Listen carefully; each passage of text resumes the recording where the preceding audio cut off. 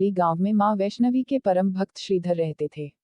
वह निसंतान होने से दुखी रहते थे। एक दिन उन्होंने नवरात्रि पूजन के लिए कुंवारी कन्याओं को बुलवाया। मां वैष्णो कन्या वेश में उन्हीं के बीच आ बैठी। पूजन के बाद सभी कन्याएं तो चली गई, पर मां वैष्णो देवी वहीं रहीं और श्रीधर से बोली, सबको अपने घर भंडारे का निमंत्रण दे आओ। श्रीधर ने उस दिव्य कन्या की बात मान ली और आसपास के गांवों में भंडारे का संदेश पहुंचा दिया। वहां से लौटकर आते समय गुरु गोरखनाथ व उनके शिष्य बाबा भैरवनाथ जी के साथ उनके दूसरे शिष्यों को भी भोजन का निमंत्रण दिया। भोजन का निमंत्रण पाकर सभी गांववासी अचंभित थे कि वह कौन सी कन्या है जो इतने सारे लोगों को भोजन करवाना चाहती है।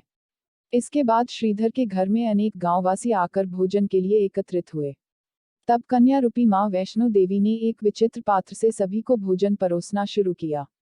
भोजन परोसते हुए जब वह कन्या भैरवनाथ के पास गई, तब उसने कहा कि मैं तो खीर पूरी की जगह मांस भक्षण और मदिरापान करूंगा।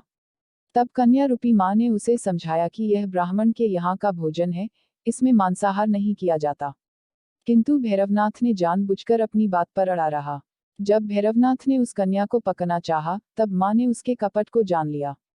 मां ने वायु रूप में बदलकर त्रिकुट पर्वत की ओर उड़ चली। भैरवनाथ भी उनके पीछे गया। माना जाता है कि मां की रक्षा के लिए पवनपुत्र हनुमान भी थे। मान्यता के अनुसार उस वक्त भी हनुमान जी माता की रक्षा के लिए उनके साथ ही थे। हनुमान जी को प्यास लगने पर माता ने उनके आग्रह पर धनुष से पहाड़ पर बाण चलाकर एक जलधारा निकाला और उस जल में अपने केश धोए।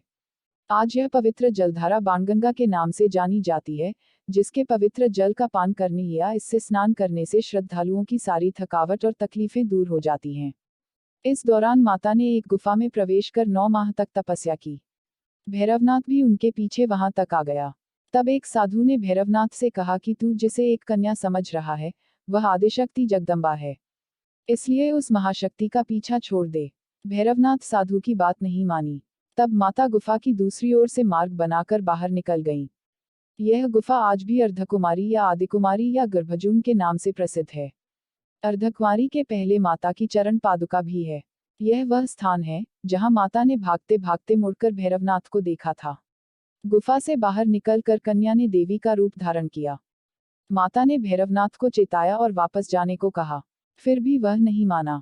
माता गुफा के भीतर चली गई। तब माता की रक्षा के लिए हनुमान जी ने गुफा के बाहर भैरव से युद्ध किया।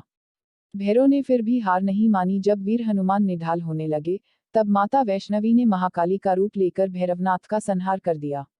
भैरवनाथ का सिर कटकर भवन से 8 किलोमीटर दूर त्रिकुट पर्वत की भैरव घाटी में गिरा।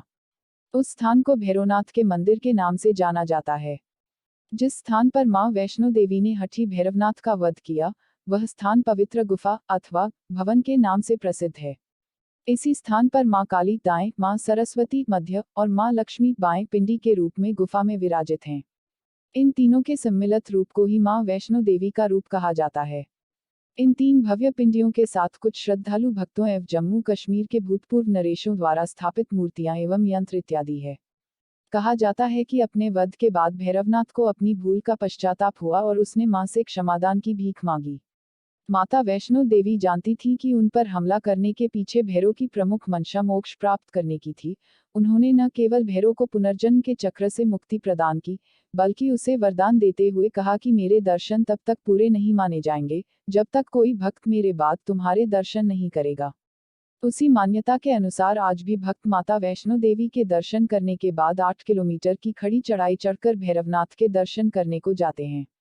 इस बीच वैष्णो देवी ने 3 पिंड सिर सहित एक चट्टान का आकार ग्रहण किया और सदा के लिए ध्यानमग्न हो गईं। इस बीच पंडित श्रीधर अधीर हो गए। वे त्रिकुटा पर्वत की ओर उसी रास्ते आगे बढ़े जो उन्होंने सपने में देखा था। अंततः वे गुफा के द्वार पर पहुंचे। उन्होंने कई विधियों से पिंडों की पूजा को अपनी दिनचर्या बना ली। देवी उनकी पूजा से प्रसन्न हुई। वे उनके सामने प्रकट हुई और उन्हें आशीर्वाद दिया। तब से श्रीधर और उनके वंशज देवी मां वैष्णो देवी की पूजा करते आ रहे हैं।